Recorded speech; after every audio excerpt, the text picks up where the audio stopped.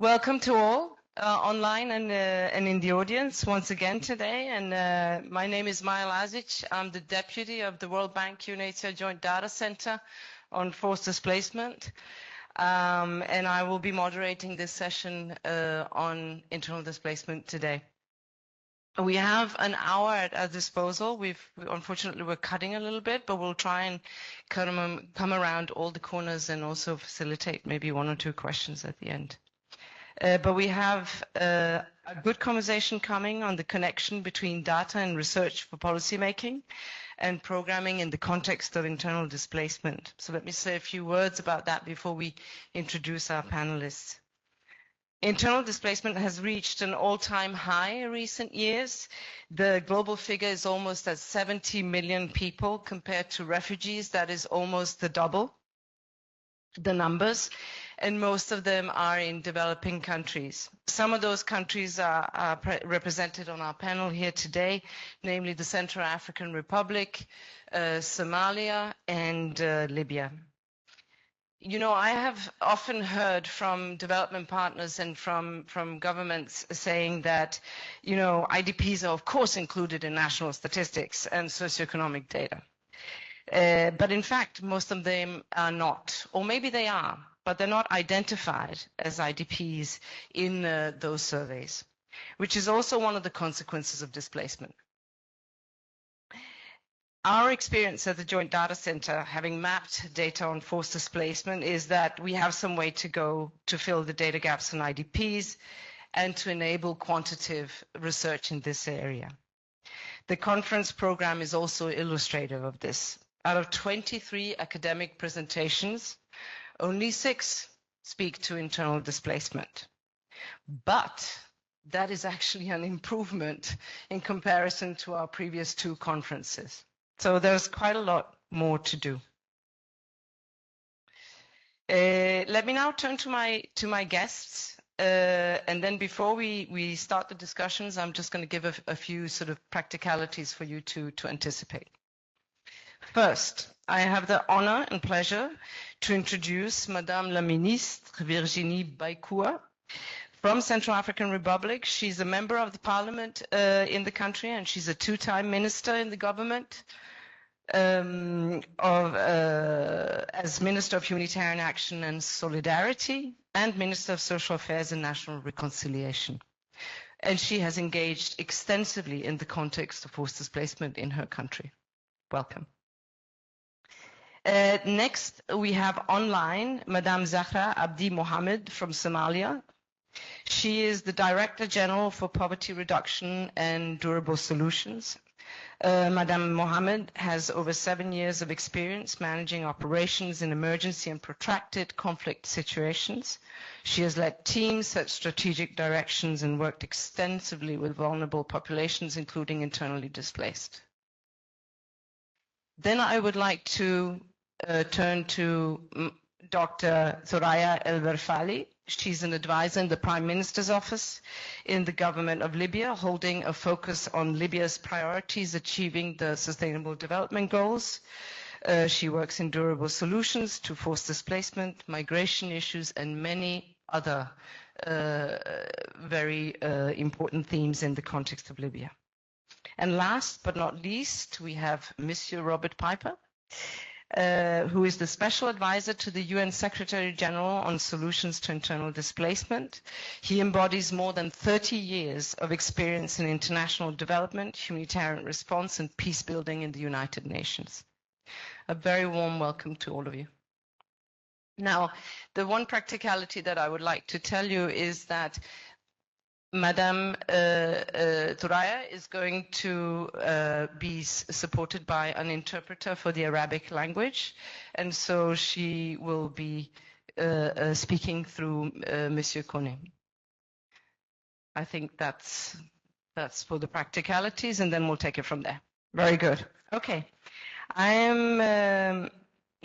One more practicality is also that Madame Zahra will have to leave us at one point around 4:30, I believe.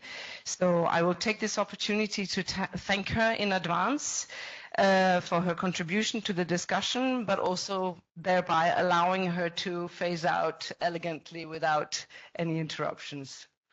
Very good.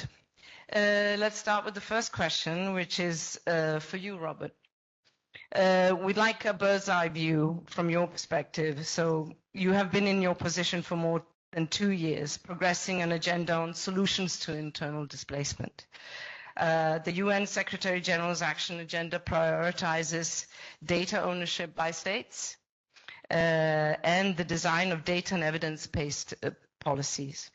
How are you leveraging data in your policy discussions to support these two objectives, and how are you tracking progress in this context? Thank you, Maja, and my respects to my panelists, and good afternoon, everyone. Great, very happy to be here. As the person with the job of trying to lift the profile of internal displacement on the international agenda, a big thank you to the JDC, to the bank and the HCR team for your efforts in doing that, and for making really a big effort at this workshop, making space on internal displacement. As the champion for IDPs, let me also be pretty, direct. You can see the challenge this morning. Everyone spoke about 120 million forcibly displaced people at great length. But how often did we hear IDPs mentioned? We heard refugees a lot, but we barely heard IDPs mentioned, even though they are 75 million of those forcibly displaced. So not to be in any way kind of suggest refugees too high profile, but it's just to illustrate how far we've got to go to try and get some reasonable visibility on the IDP issue. But it's even more complicated than that, because I said 120 million, of which 75 million are IDPs, but actually these two numbers don't line up either, because 120 million is a number many people are using. It's the number for forcibly displaced people. It's generated by UNHCR, and it doesn't count the disaster displaced people, which in their methodology they don't count. Whereas the 75 million, which is the official IDP number that is produced by the IDMC, the International Displacement Monitoring Center, does include disaster displaced. So suddenly it gets very complicated, right?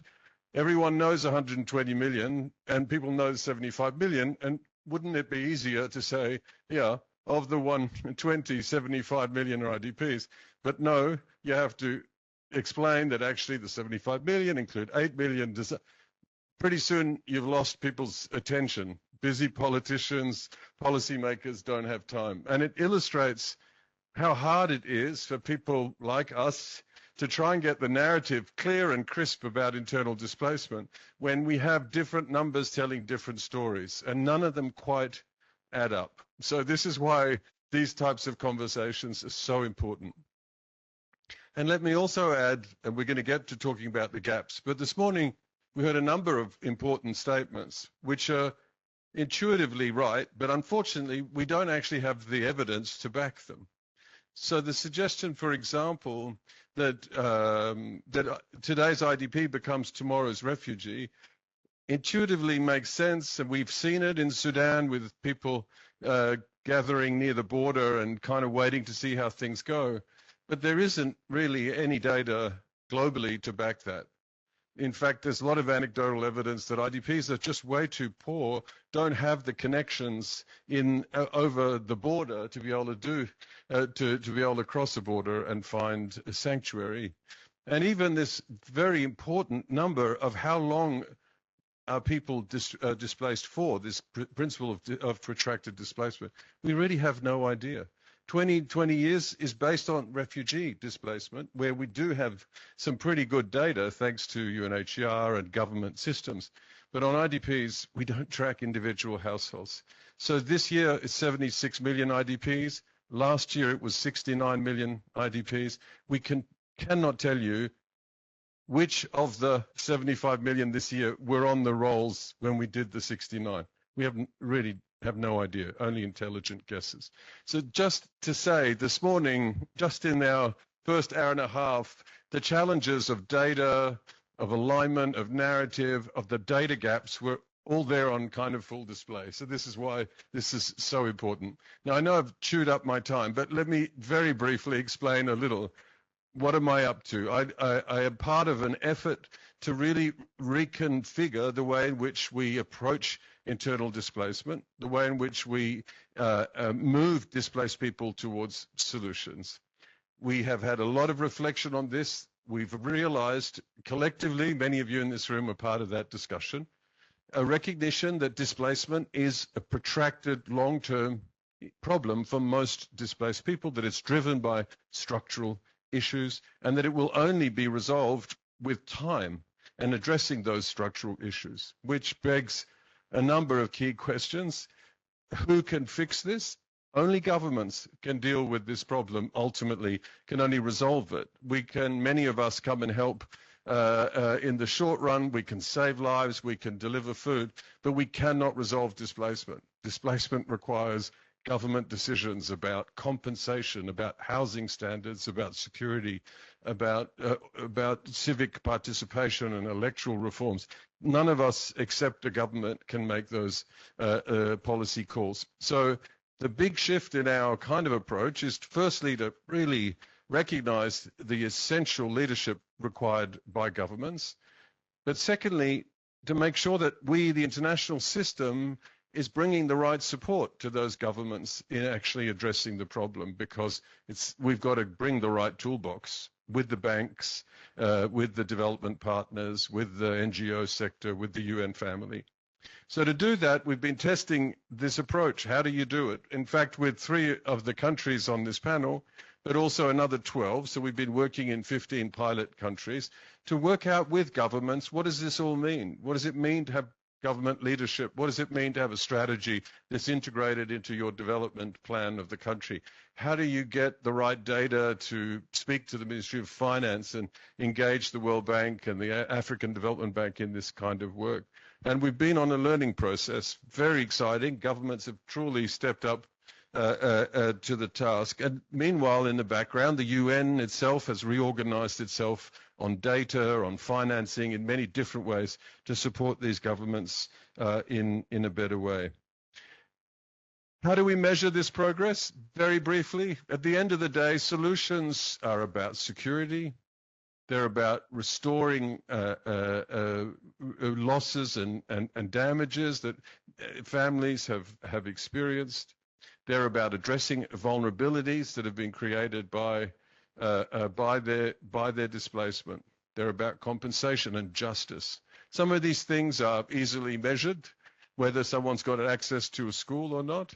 Other things are much more difficult to measure, like justice, and it's very much up to different governments to decide how they're going to approach that. What's the housing, or what is the housing standard, or what are the compensation rates, and so forth.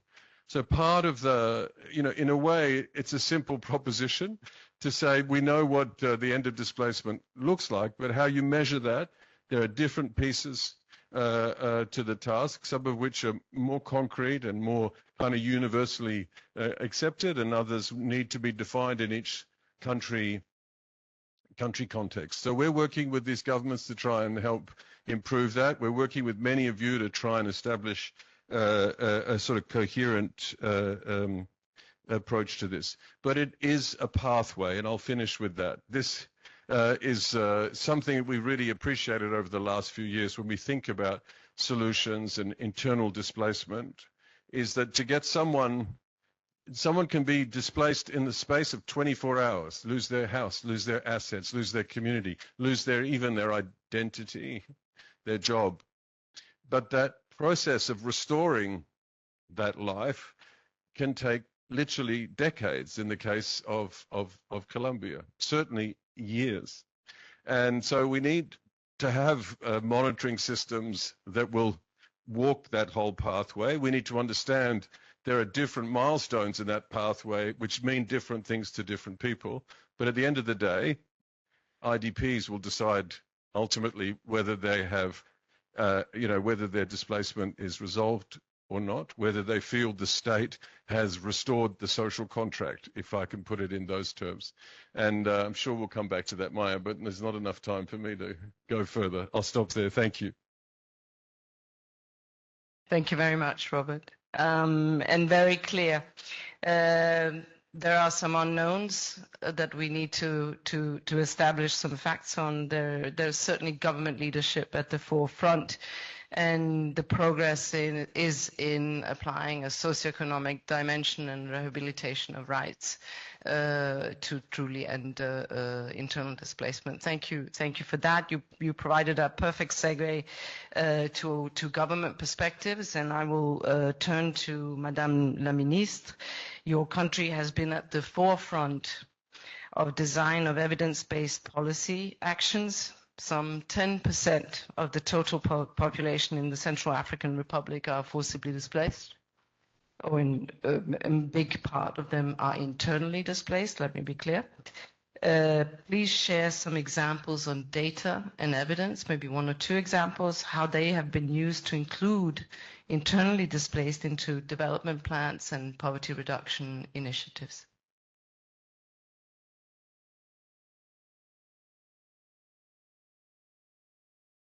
Merci, Madame la modératrice. D'abord, je voudrais remercier les organisateurs de cette activité de m'avoir donné l'opportunité d'intervenir dans le cadre de cette présentation concernant les déplacements forcés ici à Abidjan.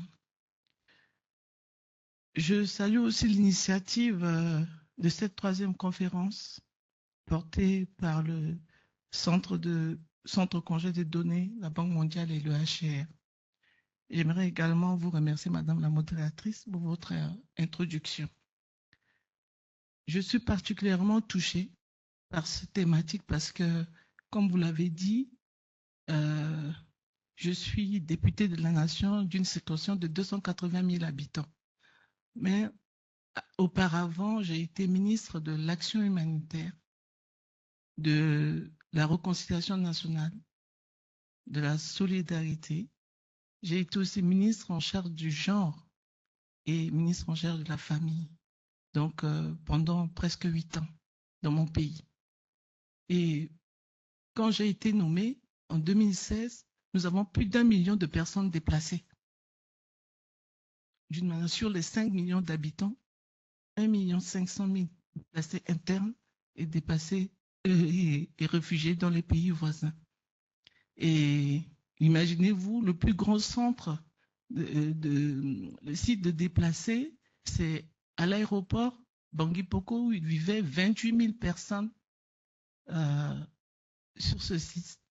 Imaginez les avions décollent sur les gens, atterrissent sur les gens. Quand des gens arrivent à l'aéroport, ce qu'ils ont comme décor, c'est les personnes déplacées à côté de la piste. Donc, c'était un challenge pour moi. Il fallait s'occuper de toutes ces personnes en déplacement. Aujourd'hui, je reviens globalement sur le chiffre. Nous sommes au niveau interne, nous sommes à 100 000 personnes déplacées.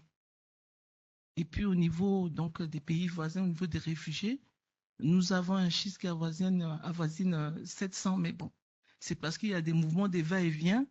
À chaque fois quand il y a des conflits dans certaines régions, les gens se déplacent, mais sinon on serait en dessous de 400 000 personnes réfugiées dans les pays voisins. Et donc avec le HCR, nous collaborons sur ce projet, sur ce dossier.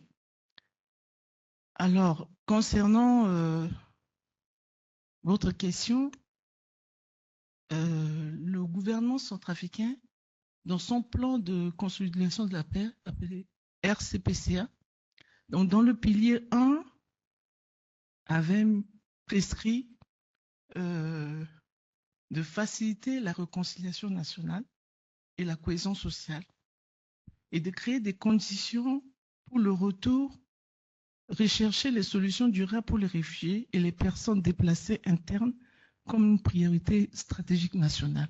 Voilà ce qu'a mis le gouvernement dans notre plan national. Alors, face à cela, quand vous avez plus d'1 million de personnes déplacées, il faut trouver une stratégie.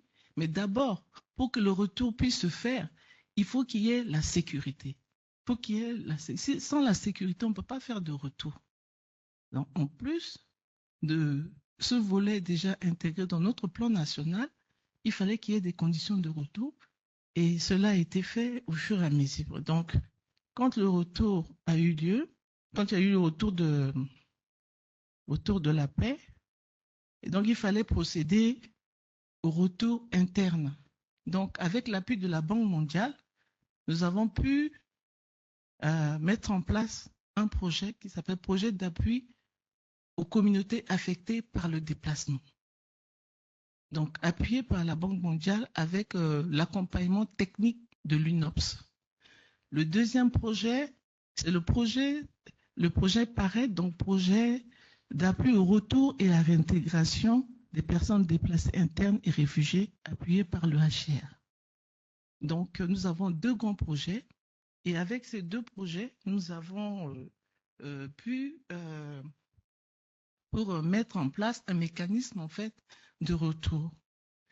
Dans les 2 cas de figure, la collecte et l'utilisation des données sur les personnes déplacées de force a été cruciale dans la programmation et la mise en œuvre des activités d'assistance au retour volontaire et la réintégration des personnes déplacées internes que des rapatriés après la normalisation, comme je l'ai dit, de la situation sécuritaire. Alors, dans le cas des personnes déplacées internes et celui des rapatriés, nous avons utilisé 2 systèmes d'exploitation. Pour les déplacés internes, nous avons utilisé le système COBO du HR qui permet de générer les données qui vont nous permettre d'avoir le nombre de personnes, le nom des membres de famille et le nombre d'enfants.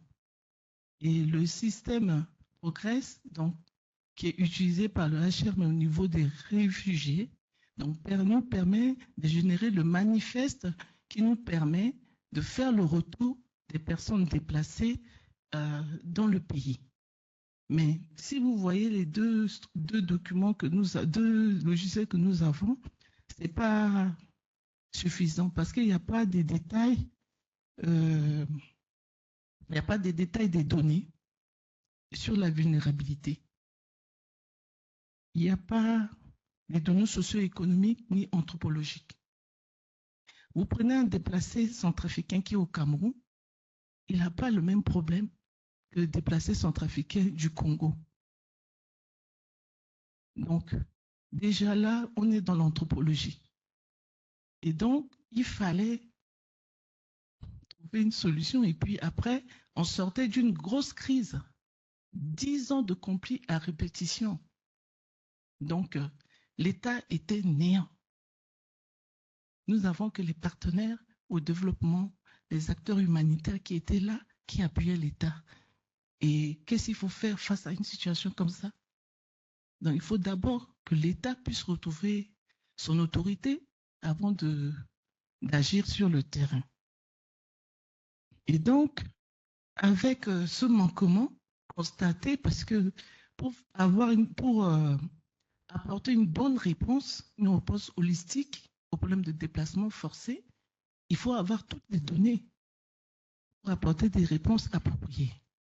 Et donc, fort de ce constat, et afin d'y remédier, donc, l'ICACES, qui est notre institut l'Institut centrafricain des statistiques et de l'économie, en collaboration avec la Banque mondiale, le HR et votre structure, donc on a mis en place en fait une enquête harmonisée afin de constituer des bases de données, cette fois-ci un peu élaborées avec certaines spécificités pour pouvoir apporter une réponse aux personnes déplacées de force.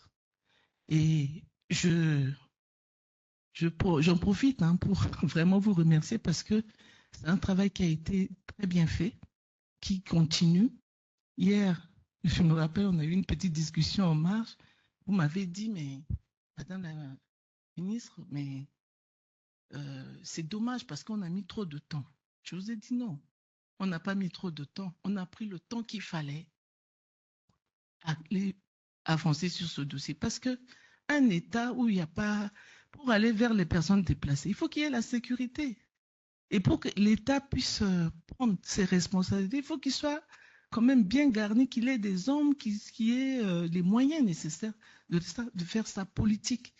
Et si on était en pleine guerre, est-ce que vous pouvez aller avec l'État faire? Non, si on n'avait pas formé l'ICASES, rétabli l'ICASES, vous ne pourrez pas mener ce partenariat. Donc, il y a des préalables. Dans tout ce que nous faisons, il y a des préalables.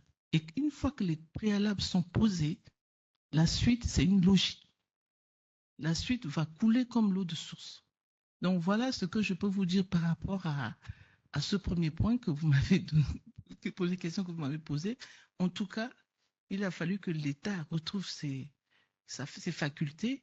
Et en même temps, vous savez qu'un pays, je disais tout à l'heure, un pays qui est en guerre, il y a un problème de capital humain.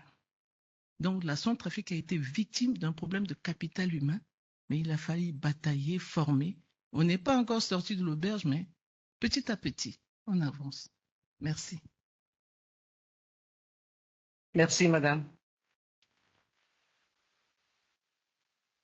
And there's not much I can say to what was said just now, other than to underscore that the socioeconomic data that now exists in the Central African Republic that includes IDPs across every table of the poverty assessment and thematic is truly an example to follow for many other countries. It is paving the way for long-term interventions.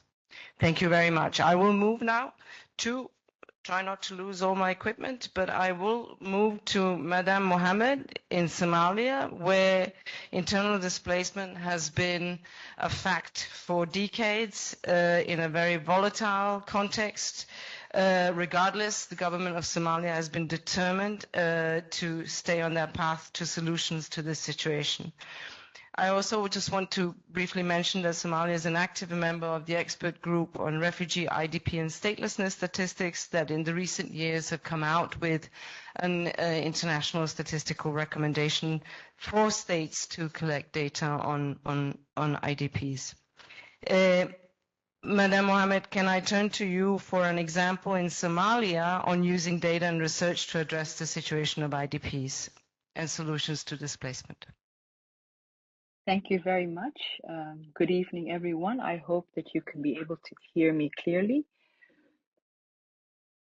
It's a pleasure to speak at this important panel discussion, and thank you for having me. As you may be aware, protracted displacement in Somalia has been going on close to 40 years, and it's one of the biggest challenges that we've been facing. Somalia currently has an estimated 4 million IDPs that are internally displaced across the country. The government has made significant progress in embracing evidence-based policy making and including IDPs in national development planning. For example, we have incorporated IDP issues in the National Development Plan, NDP 9, which is ongoing and which will end in December of 2024. The NDP 9 is also the poverty reduction strategy for Somalia. So one of the main key results of the NDP 9 is the development of a national durable solution strategy, which we developed in 2020. And this is the strategy that has been governing how IDPs are supported in Somalia at the moment. And when developing this strategy and also incorporating IDP issues in the planning processes, we did use data surveys and other socioeconomic assessments to support IDPs incorporation in areas of access to education, healthcare, livelihoods, and housing solutions. The NDP 9 and the national strategy also have informed targeted poverty reduction programs, ensuring that inclusion in the broader socioeconomic development. For example, Somalia's social protection programs include IDPs, providing cash transfer safety nets to uplift them from poverty. Local governments offer also land for settlement, housing, and farming. In Baïkoua alone, IDP families have land for climate-smart farming, flood protection works also safeguard IDPs and host communities along the Juba and Shabelle rivers. These are examples of development interventions in Somalia. Somalia has tried to move away from humanitarian approaches to development approaches through the National Development Plan.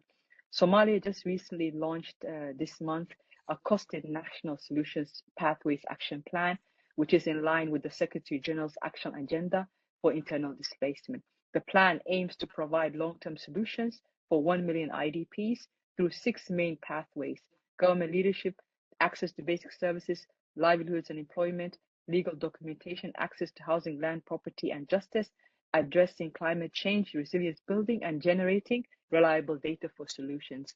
So, to emphasize the importance of data, we have included it in our planning, and we will using specific activities that will be implemented that will help us generate reliable data. The National Development Plan will end in December of 2024. The Solutions Action Plan for IDPs is currently being integrated into a new National Transformation Plan, which will replace the current National Development Plan. These initiatives demonstrate Somalia's dedication to finding solutions for IDPs through development approaches. And I think I will address the challenges and the gaps in your other questions. Thank you. Thank you very much. That was very precise and elaborate. Thank you so much.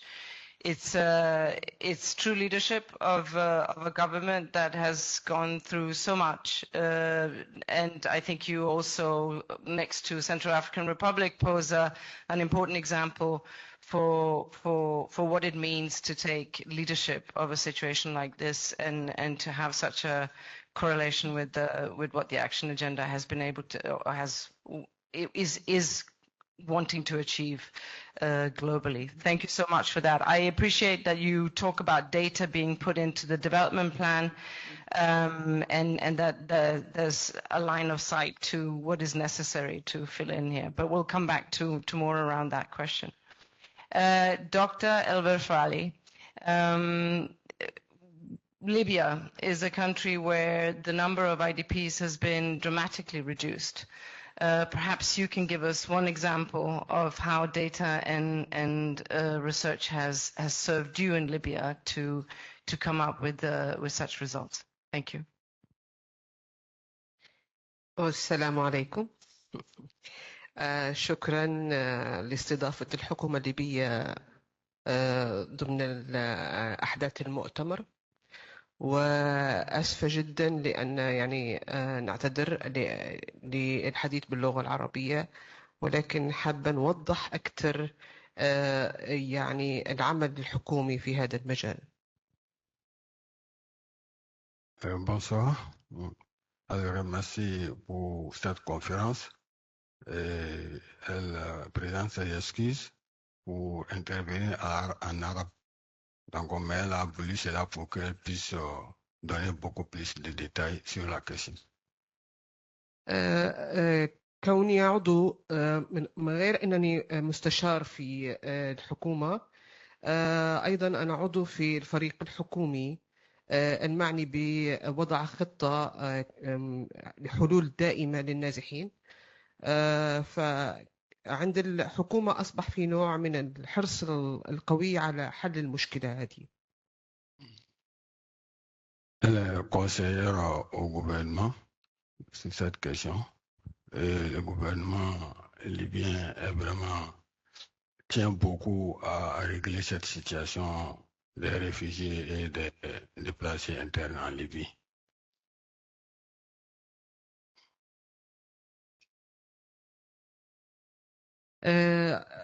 يعني الدولة الليبية أو الشعب بشكل عام تعرض إلى نوعين من النزوح الداخلي. La Libye a été confrontée à des sortes de déplacés internes. النوع الأول كان فترة 2011 لها علاقة بالحرب اللي حصلت في أثناء 2011. Le premier cas s'est passé en 2011 lors de la guerre qui a eu lieu en Libye. la guerre civile en Libye. وتعرض بعض المناطق تعرضت إلى نزوح داخلي منها تورغة وبعض المناطق الأخرى في الجنوب مما سبب في أن يكون هناك ملف كبير خاص بهذا الموضوع. Et d'autres régions de la Libye ont été confrontées à cette situation de déplacés internes, ce qui a provoqué vraiment un accroissement de cette situation. بخصوص منطقة تورغة والمناطق التي تعرضت إلى تورغة. Il y a une région qui s'appelle Tawarga qui a été confrontée à cette situation.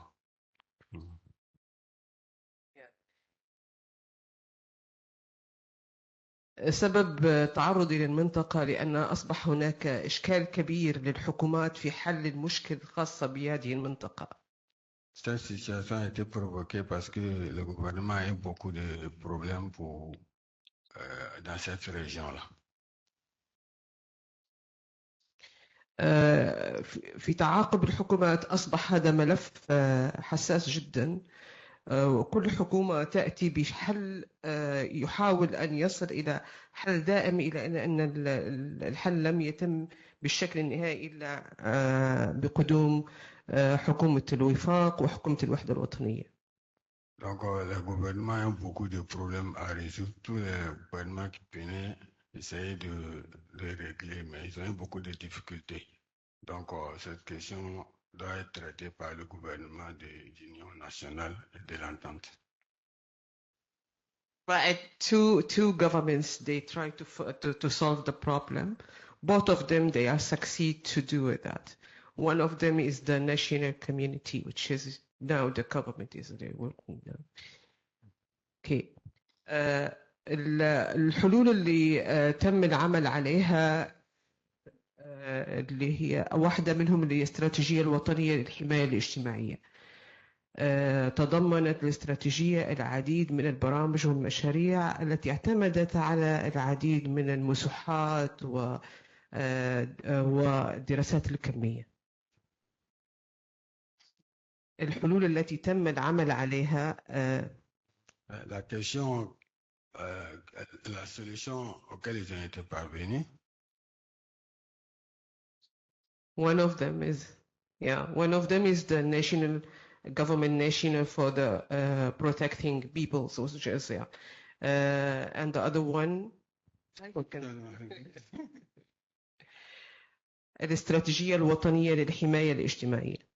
La stratégie nationale pour la protection sociale.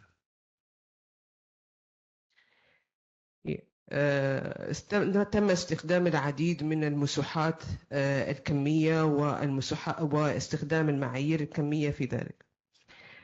Okay. مساحات ومعايير كمية تم استخدامها في الاستراتيجية. Beaucoup d'enquêtes ont été menées dans pour la résolution de cette question-là.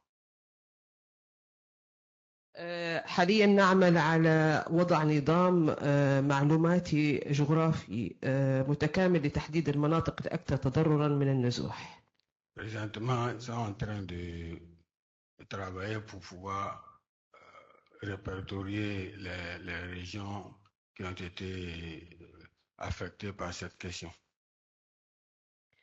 وأيضا نعمل على دمج النازحين داخليا في برامج اجتماعية واقتصادية بناء على الدراسات الكمية التي تم العمل عليها. Donc actuellement, ils sont en train de travailler pour intégrer les déplacés internes dans les programmes sociaux. Donc sur la base de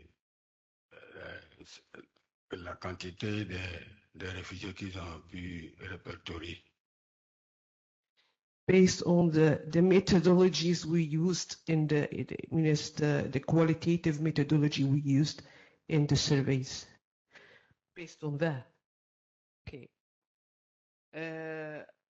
Also, we use a lot another things which is regarding the effect of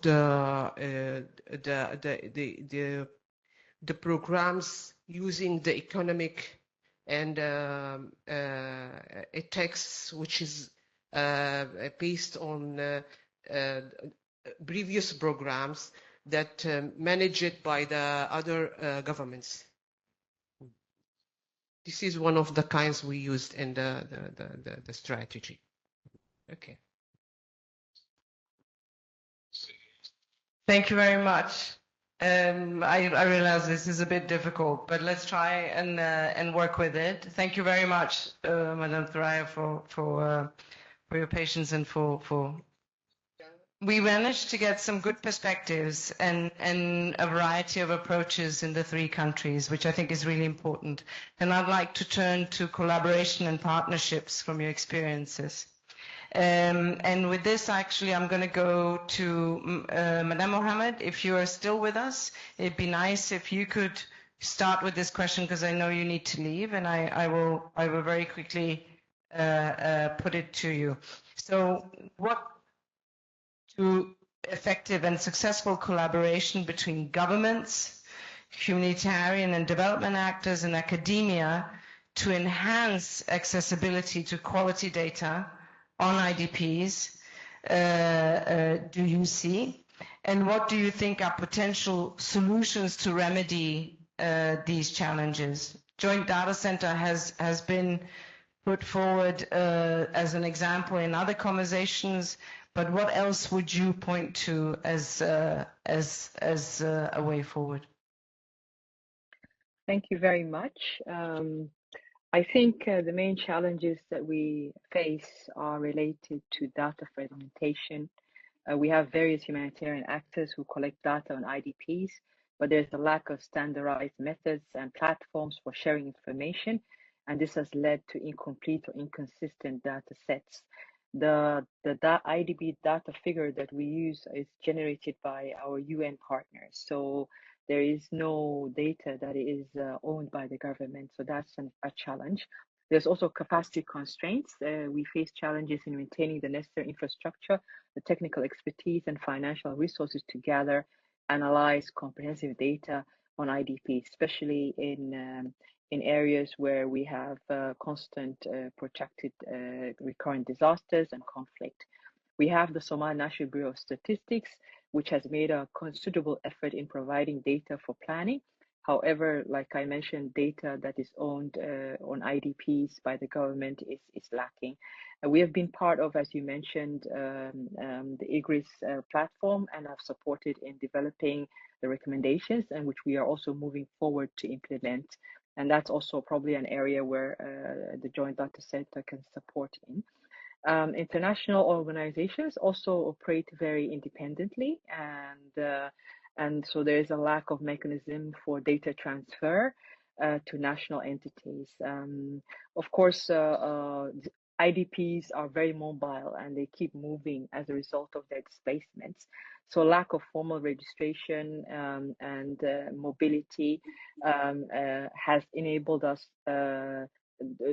not to be able to track in an accurate manner their situation.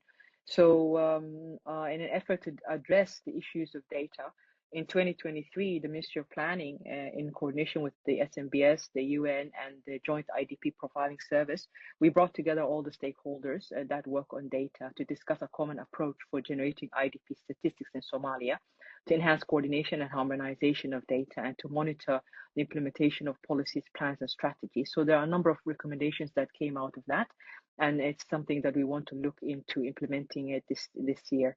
The achievement of durable solutions is, a long-term, non-linear process, and as such, progress towards solution needs to be carefully tracked and evidence on adaptation produced to ensure that IDPs remain on the pathways towards solutions. So tracking that progress in itself is also a challenge. Currently, we are conducting a national durable solutions household survey with IOM, and it's in 16 districts in Somalia. And this is to measure the progress on solutions for IDPs and to strengthen evidence base to support policy planning and programming. So we're trying to figure out what is their situation, how have they been integrated, and what are the needs that they require at household level. One key area where the Joint Data Center can support the government is in creating a standardized online data system, where the government, humanitarian organizations, the development organizations can pool data on IDPs. This data can then be verified and linked to government systems, helping to reduce fragmentation and to ensure that decisions are based on reliable and up-to-date information. Also, the Joint Data Center can help countries, especially Somalia, in technical support, capacity building initiatives on data management, data collection, verification, analysis, reporting, and also the capacity building of line ministries and units that are assigned for data collection. The Joint Data Center can also support countries in the design of new surveys, assessments, research related to displacement at all stages, as well as enhance its ability to collect, analyze, and use data for delivering national strategies such as our own national durable solution strategy and our action plan that we recently launched. Because we are targeting 1 million people, we want to have accurate data that tells us that we have achieved durable solutions for a specific number of people. So we do not want to have a data set where we do not know how many people are moving towards solutions. So we want to be very targeted in these areas. And this is an area where we can jointly work together. Of course, we are also focusing on establishing a single biometric data system and registering IDPs and linking them to national ID systems to maintain reliable and accountable demographic information and better programming support. All of these areas and activities can be found in our National Solutions Action Plan that is being published on our website, the Ministry of Planning website. And that's where you can look at. The list is very long, but I'm just touching on a few of the areas. Of course, the gaps that need to be filled are quite huge, and I will just touch on a few, such as disaggregated socioeconomic data on IDPs. So we want to also close that gap. And then, of course, the urban versus rural displacement dynamics. Somalis, as you know, are pastoralists. They are also farmers, and they keep moving from area to area based on displacement or also based on climate issues. So this movement and the urbanization that is also ongoing, there is limited data comparing the needs, especially regarding access to housing, livelihoods, and services in cities versus rural areas. As urban displacement also increases, especially in cities like Mogadishu, more data is needed to understand how IDPs are integrated into urban economies and what long-term solutions are needed to accommodate them. So data on durable solutions is insufficient, as was mentioned here, but there are considerable efforts that are ongoing to ensure that we are able to have reliable data. But still, some of these barriers need to be closed, including there are some barriers that need to be addressed, and that includes security and access constraints. Some areas are inaccessible because of security issues.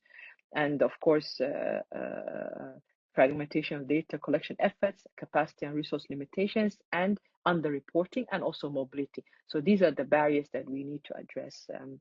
Of course, research institutions do also play a very important role, and academia, as you mentioned. And we have seen many reports that have been done by Somali think tanks that look into IDP issues, and some of the recommendations have also been incorporated into planning processes. And academia has been part of both development of the National Development Plan, the National Strategy, and also the Solutions Action Pathway Act. So basically what we are saying here is that there are many areas where we can collaborate, and especially in data, and of course mobile technology, satellite imagery, and remote sensing, tracking displacement patterns and service access, particularly in hard to reach areas. So there is a huge area and a huge need for data support, even though we have done a lot of work and have been able to progress. But however, we have a long way to go. Thank you very much. I think the applause speaks for itself. clear and comprehensive, and many of the things that you have mentioned, Zahra, really resonate with the Joint Data Center. Things like capacity building for national statistical offices, standardization, data as a public good for all stakeholders to use, the data science applied, etc., etc. I mean, I feel we could do a little transcript and then use it as a checklist. So thank you very much for that. Given that this was so comprehensive, can I turn very quickly and briefly to Madame la Ministre first, and then Madame Thuraya, just maybe to say, you know, is there something that you felt was not mentioned by Zahra, or is there one thing that you would underline? Because I think we kind of heard it all. Thank you. Merci. Par rapport à la question que vous avez posée à Madame, ou la dernière question, d'une manière générale. So it is the question about Les partnership and obstacles. collaboration. Les obstacles, ok. Oui, Pas les obstacles, c'est le partenaire, partnership, partenaire et collaboration avec les différents stakeholders. Le développement. La deuxième question. La deuxième question. La collaboration. Oui. Voilà. Voilà. Ouais, c'est ça. c'est ça. Oui. Oui, Ok. oui, c'est ça. Ok, merci. Donc, j'ai juste quelque chose à dire par rapport à ça. Vous savez, entre les données d'un pays, c'est l'État qui doit valider les données. Les données appartiennent à un État. Donc, un partenaire, quel que soit son rang, quelle que soit sa puissance, n'a pas le droit de sortir des données d'un pays sans pour autant que l'État valide. Et vous savez que quand il y a une crise, déjà dans un pays, il y a un conflit, il y a une méfiance qui s'installe entre l'État et les partenaires humanitaires, parce que chacun, c'est des guerres de chiffres. Donc, les partenaires, eux, ils ont besoin de leurs chiffres selon leur mandat, et l'État aussi a envie de donner des chiffres qui correspondent à la réalité. Je prends par exemple le nombre de déplacés, c'est jamais l'État et les partenaires ne sont jamais d'accord sur le nombre de déplacés. Ou encore, quand on fait le plan de réponse humanitaire, souvent, il y a des petites choses que l'État dénonce pour dire, ah non, là, c'est pas normal. Nous sommes ici, nous faisons de relèvement, c'est pas l'urgence. Donc, si vous voulez, le premier obstacle, c'est déjà le fait qu'il y a ce tiraillement entre l'État et les partenaires. Mais bon, c'est quelque chose qui peut se régler si après les deux parties commencent à travailler. Il faut mettre en place, en fait, un mécanisme qui va permettre à tout le monde de s'entendre, c'est-à-dire la garantie de transparence entre l'État et les partenaires. Et puis, il faut établir la confiance, s'assurer aussi d'une franche collaboration entre les deux acteurs. C'est important. Donner les moyens à l'État de collecter, elle l'a dit d'ailleurs, de collecter par ses propres organes et surtout rassurer que les données soient partagées avec le consentement de l'État, comme je l'ai dit, et puis parvenir à un accord de partage des données qui prévoit que l'État soit présent dans tous les organes de décision concernant l'utilisation de ces données des personnes déplacées. Et puis n'oublions qu'un aussi, c'est que les personnes déplacées sont des nationaux qui appartiennent à un État. Donc, c'est fort de ce constat que nous avons, conjointement avec l'appui de la Banque mondiale, pu mettre en place un projet d'appui aux communautés affectées par le déplacement qui apporte aussi, qui vient en aide aux personnes touchées par le déplacement à travers les filets sociaux de sécurité. Elle l'a dit d'ailleurs. Les filets sociaux de sécurité, c'est un mécanisme de réduction de pauvreté. C'est efficace. Et quand on fait les filets sociaux de sécurité avec des mesures d'accompagnement, ça permet d'éradiquer rapidement, de parvenir à amener les gens rapidement à la résilience. Donc moi, ce que je peux dire en termes d'obstacles, c'est un petit obstacle que si les deux parties sont d'accord, ce problème-là peut être réglé. Voilà.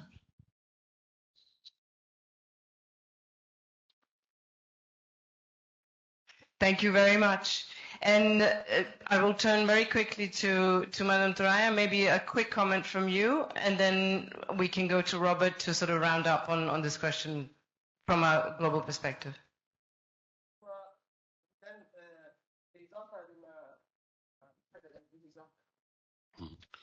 Pour ajouter à ce qui a été dit,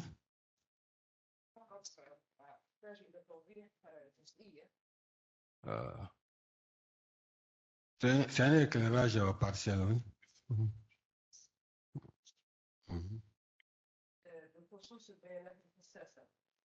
Concernant les données sensibles,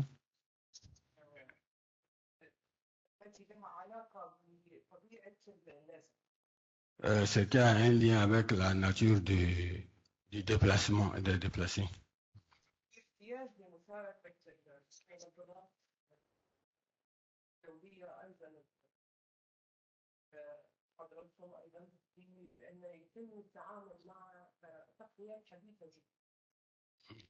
Je pense qu'il faut travailler ensemble avec les nouvelles technologies.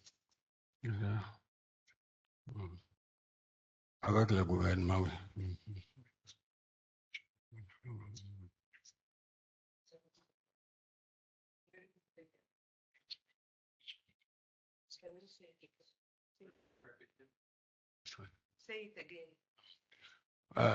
Elle dit que ça doit se faire avec la participation du gouvernement en utilisant les nouvelles technologies.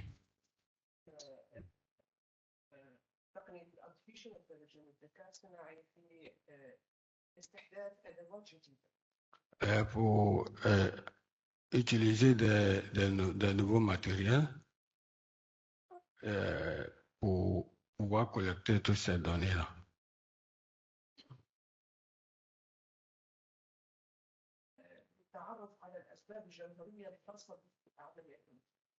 Pour connaître les opérations importantes sur la question des déplacés internes.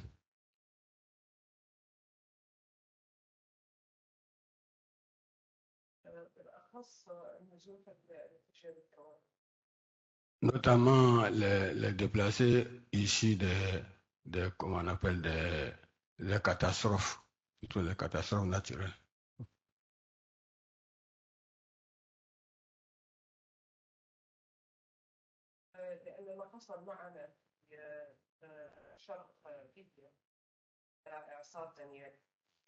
C'est ce qui s'est passé à l'est de Libye, là, par rapport à la catastrophe qui s'est passée à l'est de Libye, qu'on appelle la catastrophe Daniel.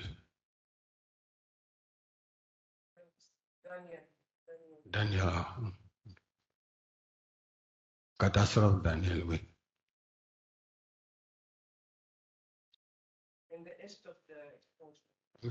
À l'est du pays.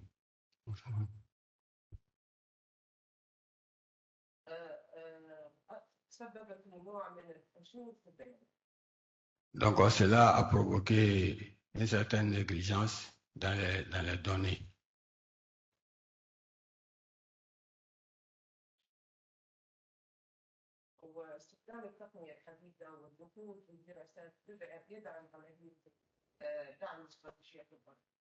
Donc l'utilisation des nouvelles technologies peut contribuer à donner les données fiables par rapport à cette question-là. Donc cela nécessite des recherches et puis des études académiques.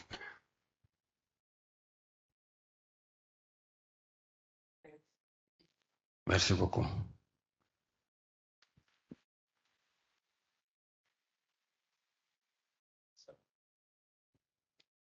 Thank you. I think to finish on this topic of collaboration, I think for me the big challenge is to try as much as possible to start on the right foot from the beginning. Unfortunately, at least when it comes to conflict displacement, we know in advance that it's most likely to be protracted, long, lengthy. We don't know how long exactly, but we know it's going to be long. We know it's going to